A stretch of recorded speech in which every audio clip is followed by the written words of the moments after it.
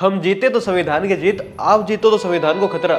हम जीते तो डेमोक्रेसी की जीत, आप जीतो तो ईवीएम कूड़ा कचरा। क्या ये है आपका इक्वालिटी? अरे राहुल बाबा, वो ईवीएम है, गांधी परिवार नहीं कि अपने मालिक के इशारों पर नाचे। अरे एडिटर, ये वाली फोटो क्यों लगाई है? ये माफ कीजिएगा, गलती से थोड़ा इधर उधर निकल जाता हूँ। माफ करना, मैं जो मैं इधर उधर निकल जाता। चैनल पर पहली बार आए हैं तो इसे सब्सक्राइब करना ना भूले, वीडियो को लाइक करना ना भूले, प्लीज वीडियो पर एक कमेंट जरूर छोड़ के जाइएगा, इससे वीडियो की रीच बढ़ती है, इससे मुझे बहुत मदद मिलती है। आइए देखते हैं। दोस्तों, इलेक्शन में तो हार जीत चलती रहती है, कभी कांग्रेस हारती है तो कभी बीजेपी जीतती है, और कभी बीजेपी जीतती है तो कभी कांग्रेस हारती है। क्या बोला तूने? मतलब दोनों जीतती रहती है। अब आया ना लाइन पे। लेकिन इस हार जीत के बीच में पिछले कुछ सालों से कांग्रेस एक मुद्दा बड़े कन्वीनियंटली अपने हिसाब से उठाती है। अगर चुनाव जीत जाए तो अरे थैंक यू राहुल। हाँ, तो आज की इस जीत में हमारे कार्यकर्ताओं का, हमारे नेताओं का और इस जनता का बहुत बड़ा हाथ। अरे बीजेपी की स्क्रिप्ट किसने दे दी? ओह सॉरी सर, लगता है गलती से बीजेपी वाली स्क्रिप्ट दे दी। मैं देता हूँ कांग्रेस की सर। मुझे सब याद है। तो भाई और बहनों, मेरे कार्यकर्ताओं, आज की इस जीत में कांग्रेस के बड़े नेताओं का, जनता का और आप कार्यकर्ताओं के दृढ़ निश्चय का कोई हाथ नहीं है, क्योंकि ये जीत मैंने और मेरी बहन प्रियंका ने दिलाई है। अरे लेकिन ईवीएम हैक वो क्या होता है? हारेंगे तब बोलेंगे, और कार्यकर्ता भाड़ में जाओ। अरे लेकिन क्या भाई, यही हाल है। अगर कांग्रेस जीते तो राहुल बाबा के नेतृत्व ने जिता दिया, अगर प्रियंका गांधी वायनाड से जीते तो लोगों के प्यार ने जिता दिया, लोगों का दिल फुल हैक्ड। और यही कांग्रेस चुनाव हार जाए तो ईवीएम हैक्ड। हिपोक्रेसी की भी सीमा होती है। अरे कांग्रेस पार्टी, आपका क्या क्रिकेट से कंपटीशन है क्या? क्योंकि इतने जल्दी तो वो भी रंग नहीं बदलते। अपने साथ मत जोड़िए हमको, अलग है। एक घड़ी तो सिद्धू पाजी अपनी पार्टियां बदलनी छोड़ दे, लेकिन कांग्रेस और गांधी परिवार रंग बदलना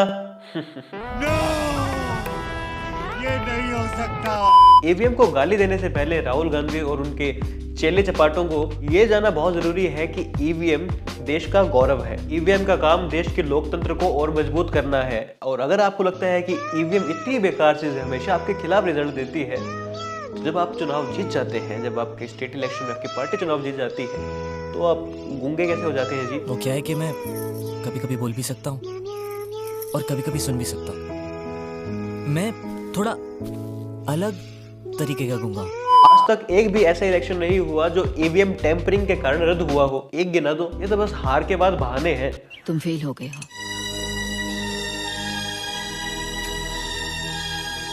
मैं फिर फेल हो गया।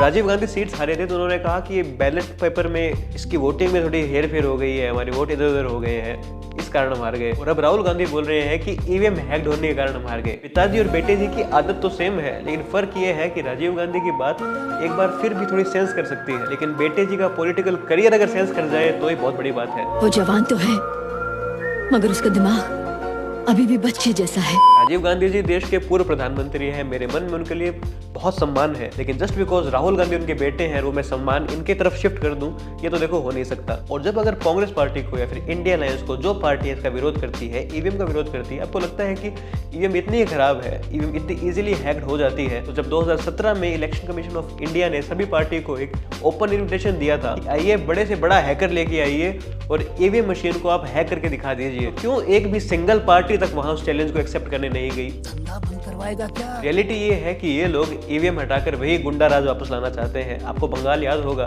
कैसे बूथ कैप्चरिंग वहां होती थी। ये लोग दोबारा अपने गुंडों का यूज करके सत्ता में आना चाहते हैं। जानते हैं कि जनता तो वोट देगी नहीं, तो चलो इस बहाने बूथ कैप्चरिंग ही हो जाए, थोड़े फर्जी वोट अपनी तरफ पटक ले। मस्त प्लान है। तभी कोर्ट्स ने, आईआईटीज के एक्सपर्ट्स तक ने कह दिया कि ईवीएम को हैक करना पॉसिबल नहीं है, तो भाई फिर ये चर्चा ही क्यों हो रही है? डेमोक्रेसी के रक्षक राहुल बाबा जी, आप किस हक से कांग्रेस के पीएम चेहरा बने हो? क्या कांग्रेस के अंदर सभी नेताओं द्वारा कोई इंटरनल वोटिंग हुई? जी नहीं। आप पीएम फेस है क्योंकि आपके पिताजी कभी पीएम फेस हुआ करते थे, राजा का बेटा राजा। जब आपकी पार्टी में ये पॉलिटिक्स चलती है, आपकी पार्टी में डेमोक्रेसी नहीं है, इस हिसाब से तो आप एकदम आखिरी व्यक्ति होने चाहिए डेमोक्रेसी के रक्षक की एक्टिंग करें। ये तो आपकी माता जी बार बार खड़गे जी को मनाती है आपके लिए, एक मौका और दे दो मेरे बेटे को। और फिर इस तरह तरक्की देने से उसे कोई फायदा नहीं होगा। मैं जानती हूँ कि रोहित वो कभी नहीं बन पाएगा जो मैं चाहती हूँ, जो उसके पापा चाहते थे। प्लीज उसकी हंसी के लिए। Okay Mrs Behera. महाराष्ट्र चुनाव में कांग्रेस पार्टी और उद्धव ठाकरे की शिवसेना हार गई, तो संजय राउत जी कहते हैं कि देखो हमारे हिसाब से तुम्हें वोट ज्यादा पड़ने चाहिए थे, लेकिन वोट कम पड़े हैं, पक्का इसमें कोई ईवीएम का ही चक्कर होगा। महाराष्ट्र में 400 से भी ज्यादा कंप्लेंट्स हमारे पास आई है ईवीएम के बाद। अच्छा स्वरा भास्कर ने न जाने कौन सी साइंस का नशा फूंक कर बोला कि बैटरी कम ज्यादा होने से वोट्स कम ज्यादा हो जाते हैं। जिस जगह बैटरी ज्यादा थी वहां वोट कम पड़े, जिस जगह बैटरी कम थी वहां वोट ज्यादा पड़े। ओवरऑल ईवीएम हैक कुछ भी। जिस हिसाब से स्वरा भास्कर आजकल खालाजान बनी है, जरूर उन्होंने अर्थ इज फ्लैट वाला फॉर्मूला ही इसमें लगाया होगा। भाई इसका मुंह बंद करना पड़ेगा।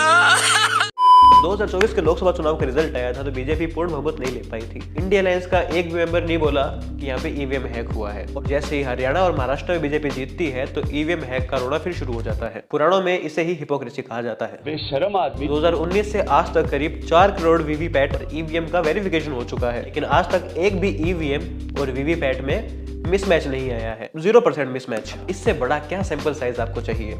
या फिर आपको आदत हो गई है ध्रुव राठी के 200-400 लोगों के सैंपल साइज की? दोस्तों कराची में हुए 200 लोगों का सैंपल कहता है कि मोदी है मुसलमानों का दुश्मन। देखा, कर दिया ना आपका ब्रेन वॉश। सही सुना आपने। सुप्रीम कोर्ट ने भी ईवीएम टेम्परिंग को फर्जी बताते हुए कह दिया ओपोजिशन जब हार जाती है तो ये बस बहाने मार रही है। कितनी बड़ी आयरनी है कि कांग्रेस के काल में, राजीव गांधी के काल में ईवीएम को इंट्रोड्यूस किया गया और आज बेटा बोलता है कि ईवीएम हटाओ। आयरनी हो रही है जी, बहुत भयंकर। उनका बेटा देश को 40-50 साल पीछे पटककर वापस बैलेट पेपर वाला सिस्टम चाहता है। 150 करोड़ की आबादी के देश में। वो खुद 8 बरस का हो गया है, लेकिन उसका दिमाग 2-2.5 साल की बच्ची जितना है। अब अफ्रेड जवान होने के बाद भी उसकी मानसिक उम्र कम ही रहेगी। राहुल गांधी डेमोक्रेसी का रक्षक। Joke of the year.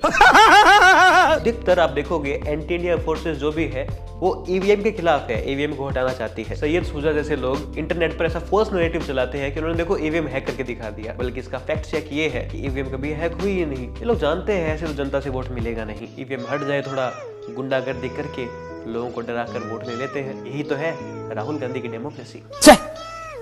धिक्कार है हम पर। हमेशा आप याद रखना, आप देख भी लेना, कोई भी एंटी इंडिया फोर्स नहीं चाहती कि प्रधानमंत्री नरेंद्र मोदी देश के प्रधानमंत्री बने रहे या फिर बीजेपी पार्टी देश की रूलिंग पार्टी बनी रहे। कोई भी वेस्टर्न प्रोपेगेंडा या कोई भी नैरेटिव हमेशा यही आएगा कि बीजेपी की पार्टी जो है वो एक फैशिस्ट पार्टी है, देश में माइनॉरिटी को दबा रही है। खालिस्तानी बीजेपी और मोदी को गाली देते हैं, पाकिस्तानी बीजेपी और मोदी को गाली देते हैं, चाइना बीजेपी और मोदी को गाली देते हैं। जो भारत का दुश्मन है वो सब बीजेपी और मोदी के अगेंस्ट है। तो इससे मुझे तो ये समझ आता है कि जो देश के दुश्मन है वो मोदी को नफरत करते हैं, तो मोदी मेरे देश के लिए बेस्ट है। Supreme court, high court, IIT के जो टेक्नीशियंस हैं, बड़े बड़े साइंटिस्ट हैं, जो बड़े बड़े इंजीनियर्स हैं, वो सब मानते हैं कि ईवीएम हैक नहीं हो सकती। राहुल गांधी ऐसे कौन से डिग्री होल्डर है, ऐसी कौन से उन्होंने हैकिंग की डिग्री की है कि वो ईवीएम हैक का पीछा छोड़ ही नहीं रहे हैं? अरे राहुल बाबा, ईवीएम का हैक होना उतना ही संभव है जितना आलू डालकर सोना निकालना। आप मुझे सोना निकाल कर दे दीजिए, मैं आपकी ईवीएम हैक कर देता हूँ। मैं नहीं मानता।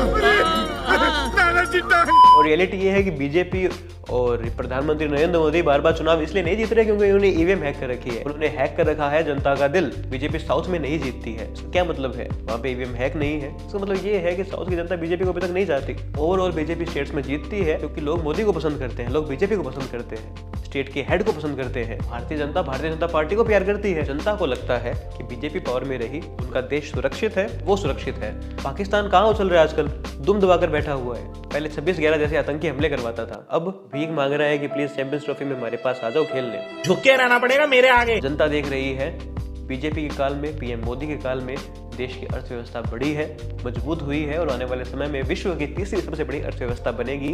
ये मेरा दावा है, ये पूरे देश का दावा है। मेरी बात को गांठ बांध लीजिए, देश सोने की चिड़िया बनेगा, बस निर्मला सीतारमण उस पर भी टैक्स ना लगा दे। दोस्तों वीडियो कैसी लगी कमेंट सेक्शन में जरूर बताइएगा। चैनल को सब्सक्राइब करना ना भूले, वीडियो को लाइक करना ना भूले, अपने दोस्तों के साथ शेयर कीजिएगा, ज़्यादा से ज़्यादा इस वीडियो पर इंटरेक्ट कीजिएगा, इससे मेरी रीच बढ़ेगी, मुझे बहुत मदद मिलेगी। बहुत बहुत धन्यवाद, मिलते हैं नेक्स्ट वीडियो में। जय हिंद, जय भारत।